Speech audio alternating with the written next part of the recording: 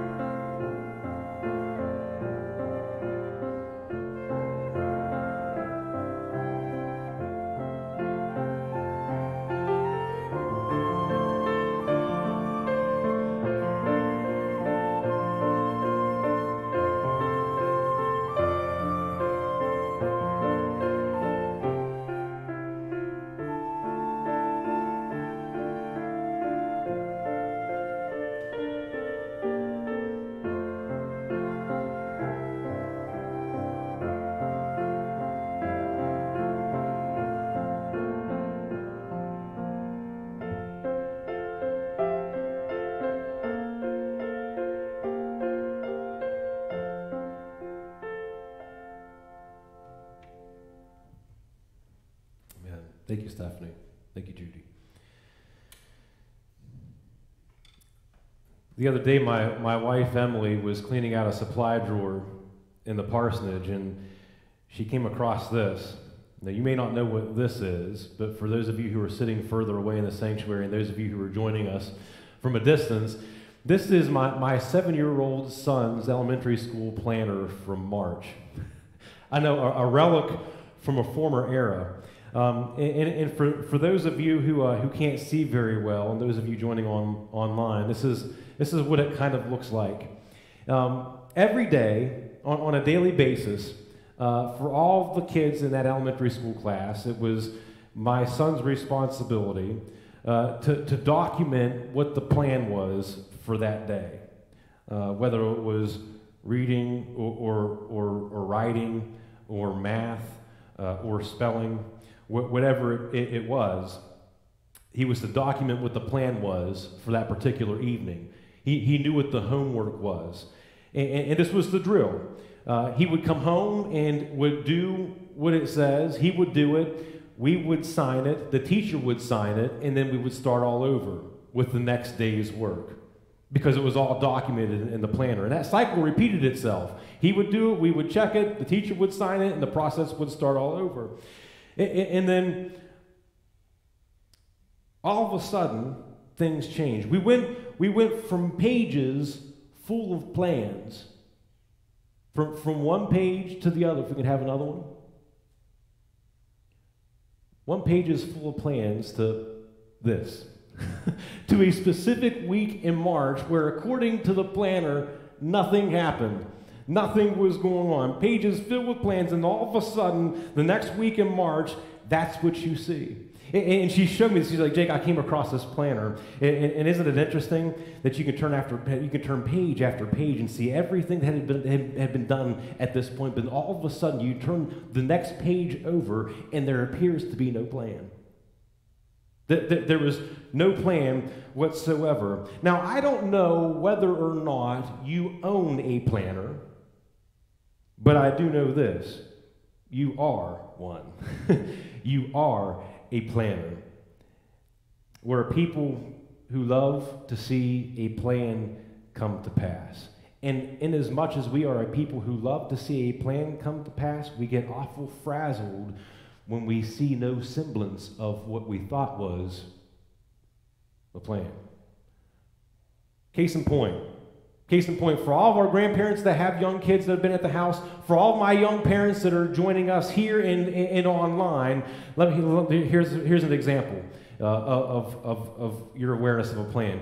What day does school start? Oh, you knew it! You knew it, because you couldn't get them out of the house fast enough. Huh? I knew the plan. The young parents knew the plan. The grandparents that have kids running out throughout the house all summer know the plan. September 8th. September 8th is the date. That is the plan. Worship starts at 9:45. When does church end? Oh my gosh. Nobody said anything because it's supposed to be 10:45, but things don't go according to, yes, especially with this pastor. You've heard it said that the difference between a wish and a goal is the presence of a plan. If you want to lose weight and you want to get fit, you got to stick to a, help me. Say it loud and clear so all of our brothers and sisters joining online can hear you. If you want to get the degree, you go to the school and you look at the curriculum and you follow the. If you want to prepare financially for retirement, you go and you talk to an investor and you carve out and you follow a. If you want to cook the dish, you get the recipe and you follow a. But following Jesus. Following Jesus is difficult. I'm discovering that following Jesus is difficult to do. And it's difficult to do not because Jesus demands that we stick to the schedule, But I'm discovering that following Jesus is difficult to do because oftentimes Jesus will instruct us to scrap the script. To scrap the script. That's my subject for this morning. For all of those planners who find it problematic, would it bother you if you knew or you began to discover that in order to follow the Lord deeper on a path of faith, you might have to decide to scrap your script? It goes against the grain of what feels normal, but the life that the Lord longs for us to experience is anything but normal. And I want to bring you to a scripture passage this morning that kind of helps frame it for us. For the sake of clarity, I want to bring you to Matthew chapter 16, verses 21 to 28. I typically read from the New Revised Standard Version, and that might be what you have. But this morning, for the sake of positioning and for the sake of a window of understanding, I'm reading from the Message translation, starting in Matthew chapter 16, verses 21 to 28. If you're home and you've got your Bible, I encourage you to follow along to the extent that you can. Hear these words. Scripture says that then, and we'll talk about what then means, then Jesus made it clear to his disciples that it was now necessary for him to go to Jerusalem, submit to an ordeal of suffering at the hands of the religious leaders, be killed, and then on the third day be raised up alive. And as a result of this, Peter took him by the hand and brought him to the side, protesting, "Impossible, Master! No way! This can't be! That can never be, Jesus." But Jesus didn't swerve. "Peter, get out of my way. Satan, get lost. You have no idea how God works." And then Jesus went to work on his disciples, Scripture says. He said, "Anyone who intends to come with me has to let me lead. You're not in the driver's seat. I am. Don't run from suffering. Embrace it. Follow me, and I'll show you how." Self-help is no help at all. Self-sacrifice is the way, my way, to finding yourself, your true self. And what kind of deal is it? To get everything you want, in this life, but lose yourself. What could you ever trade your soul for? And then he goes on to say, don't be in such a hurry to go into business for yourself. We're in the business of being in business for ourselves. Before you know it, the Son of Man will arrive with all the splendor of his Father, accompanied by an army of angels.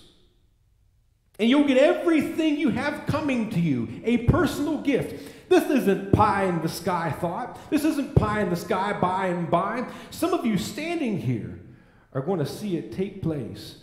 The Son of Man in kingdom glory. That's where we stop this morning. I offer you a living, rich, real, and relevant word for a living people of God. We say, thanks be to God. Will you pray with me? Lord, this day, in a world that rages, both naturally, socially, politically, and spiritually, Lord, we deliberately choose to set aside whatever we have in exchange for whatever you have. For whatever we think, for however you think. For whatever we're inclined to do or to say, with whatever you're inclined to do or to say, with however we're inclined to live, in exchange for however you're inclined to live, however we choose to be, with however you choose to be. Have your way. In Jesus' name, amen.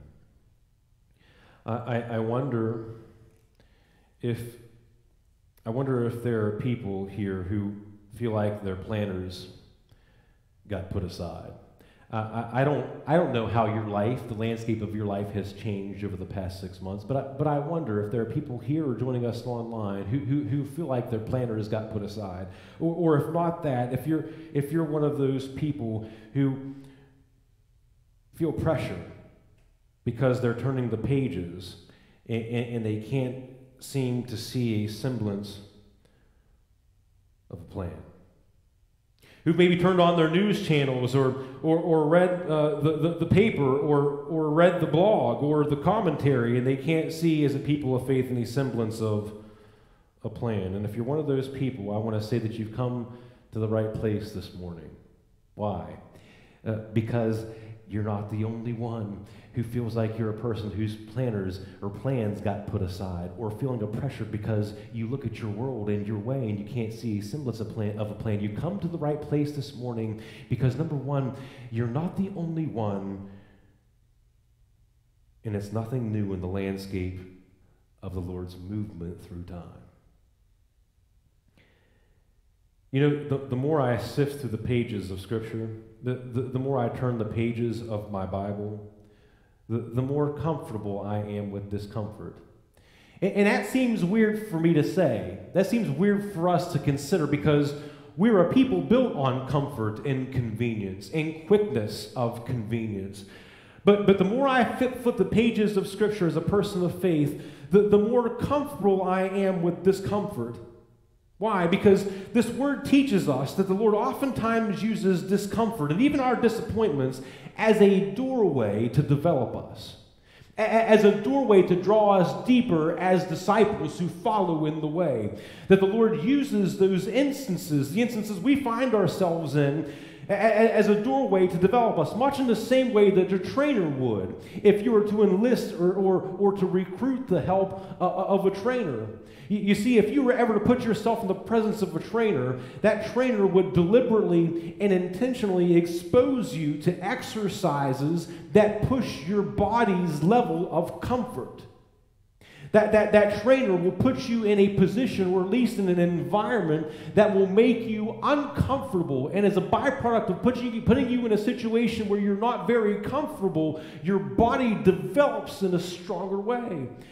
You can't as a person choose to become physically fit and to be aversive to any bodily discomfort, because the trainer will tell you that the discomfort is a doorway to development.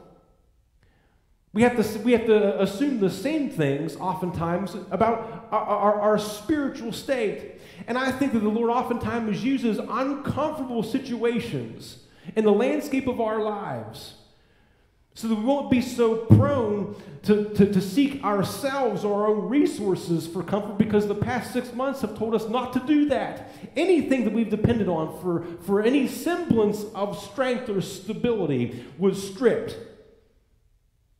And all of a sudden we find ourselves groveling for answers or some picture that might be different than the one that we see.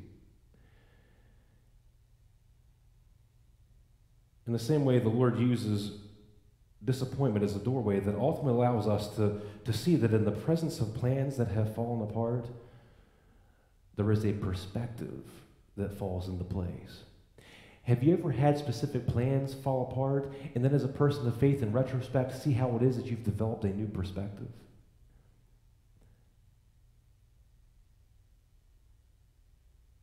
And we come to discover something about the Lord we thought we knew. that his thoughts somehow are our thoughts, and that his ways are somehow higher than our ways. And somehow deep down inside, as we walk faithfully, we discover that the Lord has a plan. He knows the plan. And guess what, brother or sister? Wherever you find yourself on a spectrum of faith, here or online, his plans are better than yours. That in the midst of a time where we feel like the puzzle pieces don't fit, God's got a greater picture. And to the extent that we can just abide, I talked about that a couple of weeks ago, to stay steadfast and to stick, we can see that sometimes the plans we thought we had for ourselves are lesser than the plans that God has for us. The plans are better, even if they're beyond our perceptions. And that was where Peter was. Don't you see? That was Peter's problem. Peter had a problem of perception. Remember just a short few verses ago, you saw in the scripture, it says that then Jesus started to talk about how he would be handed over and betrayed, and he would be tried, and the religious leaders and the scribes and the Pharisees would not only try him, but they would falsely accuse him and then apprehend him, and not only that, but put him to death. Then Jesus started to talk about all this, but just a few short verses ago, you saw how it was that Jesus was leaving Caesarea Philippi. Remember that? And as he was leaving town, he kind of turned around because he decided he wanted a public opinion poll of himself. And so he looks to his disciples and he said, "What do people say that I am? Who do people say that I am?" And they tell him. And then he turns to them and says, "Okay, I know what other people say about me, but what do you say about me?" And Peter pipes up, and he's the one that makes a proclamation and says, You're the what? You're the Messiah. You're the Messiah. You're the Son of God. And if Peter had stock, it would have soared. Because Jesus says, "You're right, Peter. You're right. Flesh and bone hasn't revealed this to you. It's only come as a byproduct of the picture you've developed from my Father in heaven that's developed that for you. You're right. You're right in saying that I'm the Messiah." But just as soon as his stock reached its pinnacle, Peter's stock plummeted like the Dow Jones did in March. Because Jesus went on to describe the kind of death that he was going to die. That he was the Messiah, but the Messiah was going to be led down a road that wasn't favorable. He was going to be tried, and the disciples would scatter, and that he would be put to death. But don't worry, because on the third day I'm going to rise from the dead. And then Peter took him aside, and he had this private conversation that we just heard about. But he said, "Whoa. Wait a second, Jesus, wait a minute. I mean, I already said that you were the Messiah, the Son of God, and the Messiah is supposed, the Messiah is supposed to be mega. The Messiah is supposed to maneuver his way to the top and win the masses. The Messiah is supposed to do this or that. He's supposed to build celebrity on social media, and everybody will follow your feed on Twitter, and you're supposed to break Facebook with so many friend requests because people will think your posts are so profound. And the Messiah is supposed to squash Caesar and deliver us." The Messiah is supposed to squash little Caesar and deliver like Domino's. How you like that pizza reference? It's close to lunch. It's supposed to squash little Caesar and deliver like Domino's. Why? Because you're Papa John. Sorry, I had to do it. I had to do it. I just want to make sure that you're awake.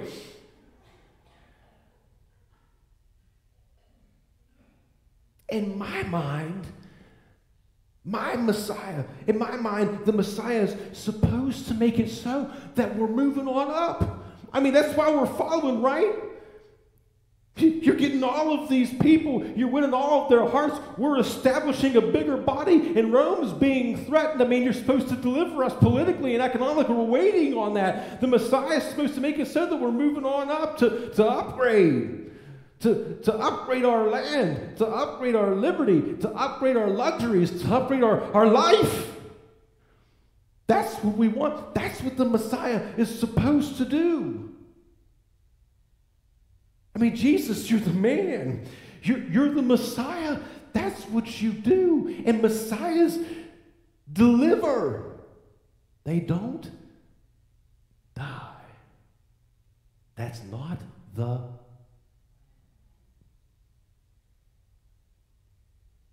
And Jesus doesn't mince words. You know what he said in the New Revised Standard Version's translation? The message was a little nicer. You know what he says? He says, "Get behind me, Satan. Get behind me, Satan. You're a stumbling block to me." Peter went from being called the rock to a stumbling block in seconds. Jesus says, "You're a stumbling block to me. For you are setting your mind not on divine things, but on human things. The Message translation said, Peter, shut up. You have no idea how God works. You think you know, but you have no idea. You're setting your mind on divine things and on human things. Let me ask you a question. How many times in your life, would you admit, how many times in your life have you found yourself at odds with God because you set your mind without seeking His? How many times have we made our mind up about how life would look? How many times have you gotten a position where you set your mind on something because you had it all figured out, and then the moment when the schedule doesn't work to your liking, you find yourself at odds with God because He didn't go according to script? How many times you found yourself at odds with God because you set your mind without seeking His? And in so many words, Jesus said, Peter, your problem is that you have a very narrow perception of a much wider plan.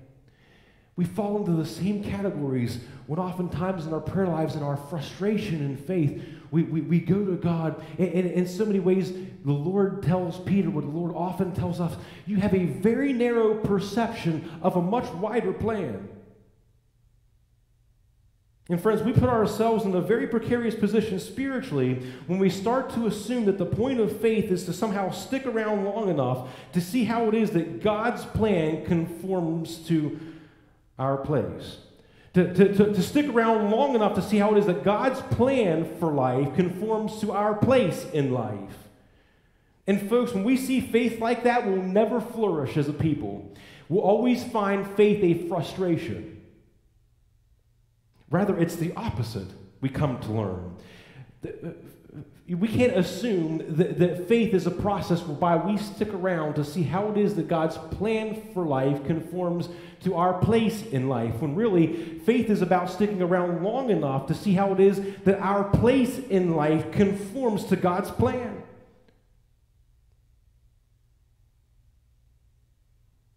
Too often we think we have a vision for life and the Lord has a version of the vision that we have.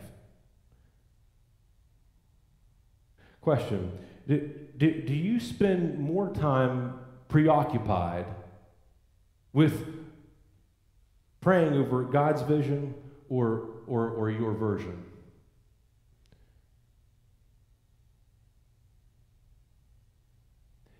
Because we oftentimes say, well, God, I've got a vision, or I had one. I had a vision for how life would go, but it seems that my vision and your version don't work right. It seems that they don't match. And in so many words, the Lord speaks to our heart if we let the Lord to say, no, you don't have the vision. I have the vision. I'm in the driver's seat. I'm the one who's steering this. It's my vision, and it's your version. And you might be messed up on your version and sacrifice my vision. But just stick around long enough to see how it plays out. Could it be that we'll never catch God's vision, brothers and sisters, until we're willing to scrap ours?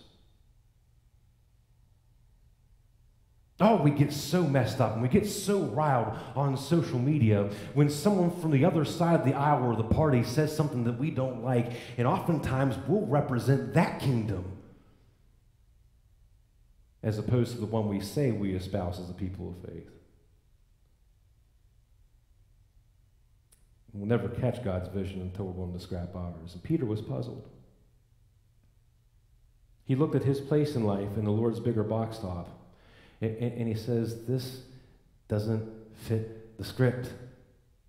You're not supposed to do it like this. See, I had a vision. I had a vision for how life would look. And Lord, I not only had a vision for how life would look, I had a version, or I had a vision of how you would work. I not only had a vision for how life would look, I had a vision for how you would work. And don't we? Don't you? How many of you How many of us joining online have said, Lord, I had a vision for how my vocation would look. I had a vision for how my marriage would look. I had a vision for how school would look this season. I had a vision. I had a vision for how my house would be ordered. I had a vision for life as it was. Peter said, Lord, I had a vision for how life would work and how you would work. I had my mindset that you'd be a Savior who would establish a kingdom signaled by brute strength, that we would make it big and that we would capture the world by siege and we'd win by preserving life. And Jesus looks at Peter and says, Peter, you're looking at the right person, but you've got the wrong perspective. The person is dead on, but your perspective is wrong. You're right that I'm the one, but you're wrong about the way. Well, this isn't going according to script. I really feel like I need to stop and to say to somebody, not because I'm so wise, but the Lord knows. I feel like I need to stop right here and emphasize this just for a second, either for someone who is here or listening online. How do I want to say this?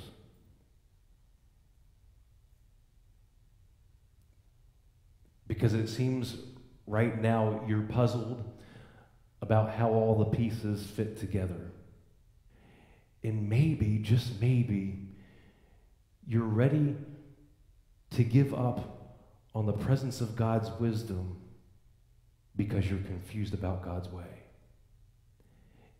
And I really feel like the Spirit of God is impressing upon my heart to say, don't assume the absence of God. Don't assume about something about God's presence because you're angry about God's plan. Don't lose confidence in God's wisdom because you're messed up about God's way. I don't know who that was for. Because God's kingdom comes and will is done, but in a way that is different. The kingdom comes, friends, as a people, not by brute strength, but we see it came in the weakness of a baby. The kingdom comes, the kingdom makes it big, but not before it makes it small. It captures the world not by siege, Peter. It captures the world by sacrifice. And we win not by preserving life or protecting our own, but by losing it. Jesus says in other portions of the scripture, I came, and turn your ears on because he gives us his purpose for coming. I came so that you might have, I came so that you might have life, and not just to have life, but have it abundantly or to the full.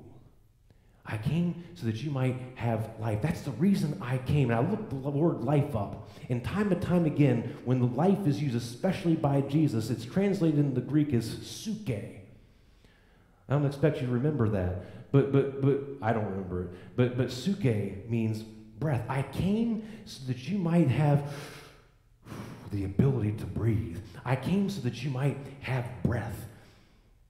And my kingdom is set up as a kingdom that expands to the extent that you give life to the rest of the world.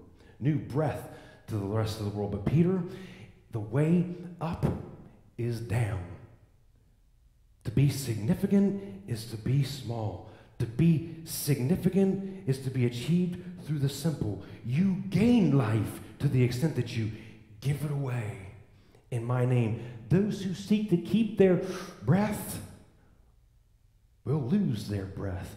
But those who breathe out life in my name will end up finding life that they never thought they could before. That's what Jesus says. I came. My kingdom isn't of this world. I came so that you might have life and have it abundantly. Bob Strasser is in the balcony. And he sent this story. He sent me this story, and he gave me the permission to share it. And rather than to paraphrase Bob, I'm just going to quote him in some ways. He sent me this via email. Remember a few weeks ago, I gave everybody in this congregation and this extended faith community who wanted a gift card to either Walmart, Respecs, or Kroger. We're receiving stories upon stories of the experiences of what it looks like when you make a decision not to live for yourself, but to expand a kingdom that gives. And Bob sent me this picture. He had JJ's permission, and Bob gave me his permission. But he says, this is JJ. He and I first met about 35 years ago when I was his physical therapist. When it was time for therapy, I would see JJ struggling to walk down the hall with his long leg braces and forearm crutches. His effort to walk was extraordinary, but what impressed me most was his infectious smile and his positive attitude, his positive personality. Bob goes on to say that JJ lost his mother a few years ago, and he now lives by himself in the Elm Grove area. And Bob says, I'm honored to be a part of his social network, and he'll call from time to time when he needs help with his TV or his kitchen faucet or fixing his favorite chair, or mostly when he just wants to talk. When I received the gift card a few weeks ago, I really didn't know what to do. I tried to keep it with me in case I witnessed a need, and I even sat in the Respecs parking lot on my Vespa looking for the right opportunity, looking for a bright light or something big, right? And I realized the answer was right in front of me, and I just had to look closer. JJ uses Respecs for ordering his groceries, and he often comments how much he likes their frozen Hungry Man meals. I felt truly blessed to be a part of Christ Methodist Church when presenting this gift to JJ. Thanks to you and Christ Church for this wonderful experience in helping to feed this hungry man and other hungry people in more ways than one. Who would have thought that the gospel could be preached with a gift card? That the gospel could be preached with an outpouring of a gift. Small. But you know what? That's how the kingdom starts. Small, insignificant, unseeming, tiny, and yet grows. It not only changes the recipient, but it transforms the giver. Those who lose their breath for my sake will breathe a breath of fresh air when they see how a life lived generously takes another's breath away. Those who lose breath, those who lose life will find it. Tell me, brothers and sisters, for all of those of you who are a part of that exercise and are continuing to be a part of it, I want to know, those of you who let that gift card go, I want to know which one of you let that gift card go and didn't feel more fully alive than when you did before. When you let that furniture go, Barb, you bought those pants and shirts for that man, and you gave him the card. Do you not feel more alive than you ever were? What about you, Sister Janet?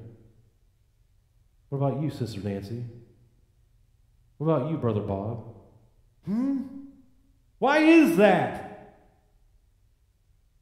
Could it not be that the Spirit of God is in our DNA, and it's a lesson that Jesus teaches over and over and over and over? I came so that you might have life, and you might find it abundant, but the way up is down, and the way you get it is to give it.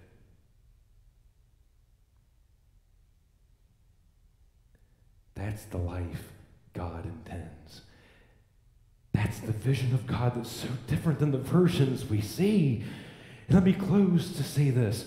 To leave people breathing different, to leave people perceiving different, to leave people thinking, just when I thought that the world couldn't get any worse, And it is. Just when I thought that there was no hope in a world that's so full of hate, and just when I thought that there was no semblance of peace amidst so much protest, just when I thought that there was no sign of a different story in a world that struggles for air because we have each other in such a stranglehold, someone like him or someone like her comes along and does what they did and says what they said, and all of a sudden I can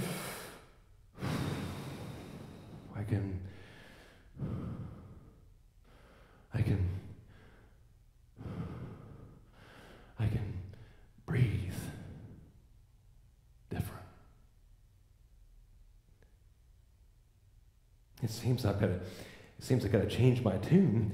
It seems I've got to edit the story of the way I thought the day would go. But now it seems I've got to scrap the script. I've got to edit the story of how I thought people were. I've got to edit the story of how I thought the other was. I've got to scrap the script of how I thought the party was. I've got to scrap the script of how I thought my day would go. I've got to think a little bit different. I've got to scrap it. I've got to scrap it. I've got to scrap it. Can't happen unless you don't.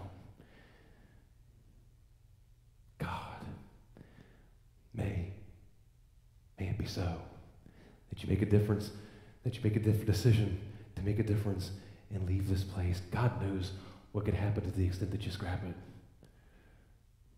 That you let go of whatever plan you thought you had in exchange for one that is just bigger than your perception. In Jesus' name, we all said, please. Amen. Yeah. Amen. Amen. Let it be so. Let it be so. Let it start with us. You'll only be able to appreciate God's plan to the extent that you're willing to scrap yours. Let's prepare ourselves for prayer. I'm going to ask Judy, you still here? The Lord works in incredible ways. I'm going to ask Judy to play. And during the course of the time that she plays, I'm going to pray. And as she comes up and prepares to play, we need to be in prayer for our nation. We live in a time and in a world that is off script, that hasn't gone the way we thought it was going to go. Some of us would say, Pastor, they can have 2020 back. I want it in exchange for a different picture. Give me a different box top. But you know what? This is the day that the Lord has made. And to the extent that we live and rejoice in it, will be the extent that someone might be able to scrap their script of how they thought life was going to go. We need to be in prayer for our nation. We need to be in prayer for our culture. We need to be in prayer for our political landscape. We need to be in prayer for the people who hurt in Milwaukee. We need to be in prayer for the people who hurt in Minnesota. We need to be in prayer for people who hurt all over this nation. For people who feel they're wronged on one side or the other. For a police force who feel like they've been mislabeled. For a people who feel they're misrepresented. For a people who are in tears now because wind and water has come. And they're having to pick up the pieces of a puzzle they don't think fits. The people in Louisiana, the people on our Gulf Coast, the people in Texas.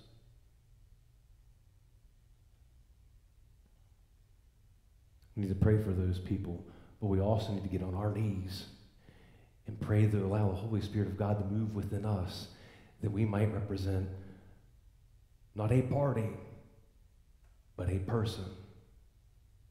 Not a clan, but a kingdom that isn't of this one, so that the one on earth can look like the one that is in heaven. Before Judy plays and I pray, we need to voice ours. I was going to do a prayers of the people, but I'm going to scrap that script because I think that we need a space to be able to name where it was that we need to have God work in our own lives and in the world around us. Where are your petitions? Where are your praises? We'll lay them down together at God's mercy seat. Let's lay them down.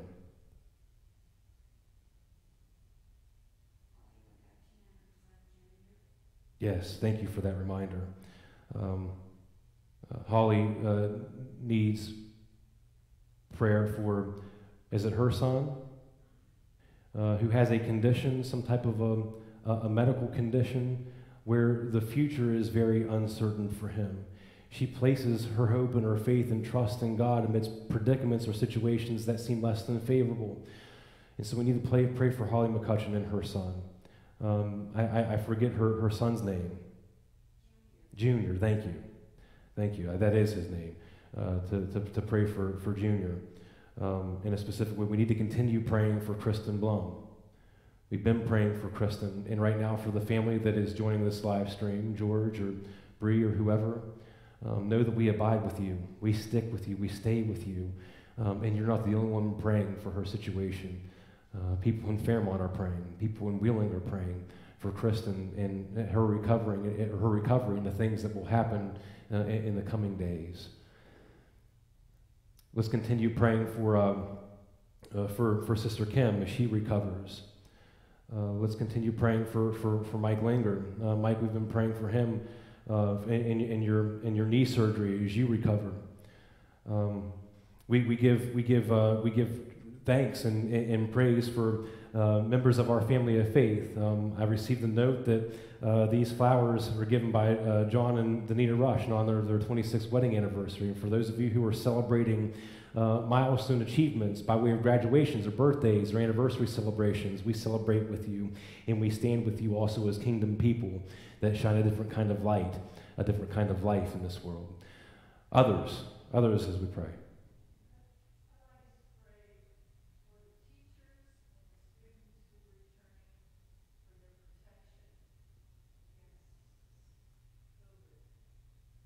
Thank you. Our faith family is filled with teachers that are anticipating going back to school. They have questions about how life looks. They had a specific vision that doesn't fit this version. But alas, God works in our midst, and we abide with our teachers and also the students they prepare a space for. Thank you. And also those of us that will gather to pack meals, to feed those kids that are continually wondering where their next meal might come from. Are there others? Yes, Susan?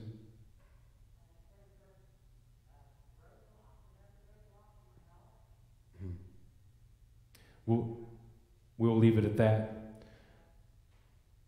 But it's great to see you here, Susan. It's a delight to see your face and not just talk to you over the phone. God bless you. We abide with you as well. Thank you. Let's pray.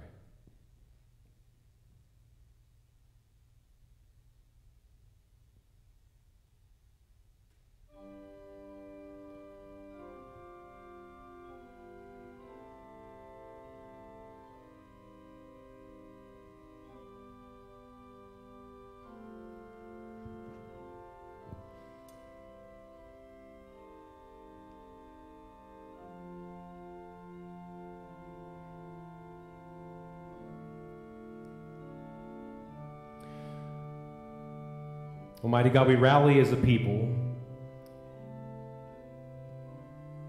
We sit in this space and we sit in our homes, and we feel as though we're a community, a larger community of people who feel like we're standing with pieces of a broken puzzle. And we're confused about how it is that they all fit, how to make sense of it all. How we make sense of our job prospects for those of us who are unemployed. How we make sense of our schedule, knowing that we're going to go back to the office for those of us who can go back to an office. How we do that and navigate a schedule with our kids at home. How we find some semblance of peace or reassurance when it seems that all that happens and all we hear when we turn on our television and we fire up our iPads, we hear the ding on our phone, all we hear about is division. And all we see is just seething nonsense and noise. It feels as though we're trying to put pieces together to a box top that we can't see, or that we just can't find. And Lord, rather than to seek ourselves for the picture or for the vision, we know that we might be living a version of the greater vision that you have.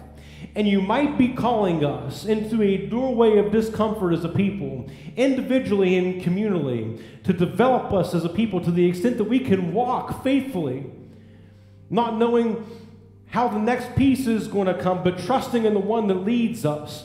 Lord, we know that we've got it right when we proclaim you as the one, you as the deliverer, you as the one who has the answer and is the answer. We know that we might get it wrong when we assume some things about your way. Help us not to give up on your wisdom because we're mad or we're confused about the way that you're working. We've got the right person. We trust the right person, even if our perspectives might be skewed. And so we stand as a people ready this morning, Almighty God, to scrap our scripts, to discard what we thought was a plan, and to trust you, not in ignorance, not as a people who see faith as foolishness, but as faith as the substance of things not seen, the substance of things that we hope for, and the evidence of things not seen. As a people of hope, of a different kind of kingdom, of a different kind of way, who put our trust in a different kind of one, that is you. So whatever we've brought, whatever we've named out loud in the confines of our hearts, we give it to you for your care and keeping. We trade our version for your vision, Lord, right now. We don't want to be encumbered by the aimlessness of our plans. We trade them for yours. Have your way. We trust in you as the one. And as your kingdom people, may we be ones who might cause others a change of heart and of mind, to scrap the script of what they thought was church, of what they thought was community, of what they thought was Christian faith. May we enflesh it. In Jesus' name, amen.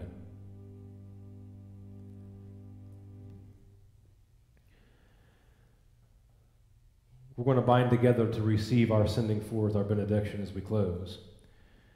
But before we do that, friends, I was asked a favor for those of you who will find your name in our directory, or maybe considering a contact before our directory is printed, that you would see the sheets at the front entrance there, that you would check your information if you're one who've submitted names to make sure that's correct. And if it is correct, put an X or a check beside your name or circle it to ensure that you've looked it over. There also is a list of ways that you can help usher in the kingdom in a very small yet significant way. Don't just assume that the team of ushers that we've had here, the team that's just going to do it and do it and do it and do it. We give thanks to our ushers that have given of themselves to create a space where we might be able to gather to worship in a way that is practical and safe. It doesn't take a lot. And for those of you who have found your way here on a consistent basis, why don't you consider signing up to be an usher?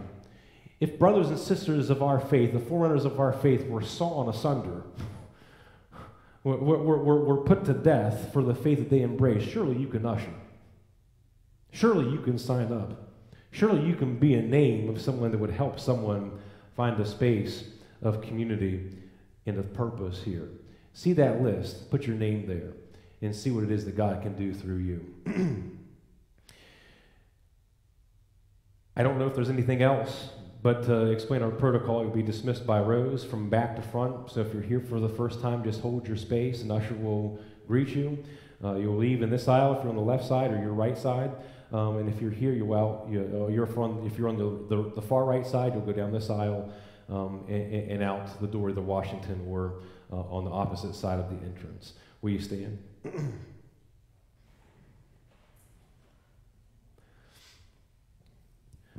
Leave this place, brothers and sisters, understanding that when it comes to your concepts of what it means to be a difference maker, what it means to be part of a kingdom and not just an institution, that you might scrap your script. In this day, in the days ahead, you might, in spite of your plans, exchange them for a prompting that the Holy Spirit's given you to, by virtue of your time or your talents or your resources, to be an intercessor in somebody's life in ways great or small, so that you might leave them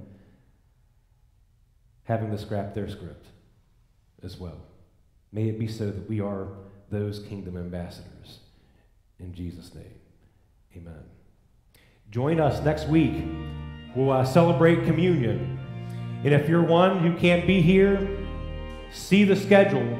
There's a communion kit that you can get. And all those joining online can find their kit at a specified time. See our website. Say us hello. Say that you were joining us this morning. God bless you.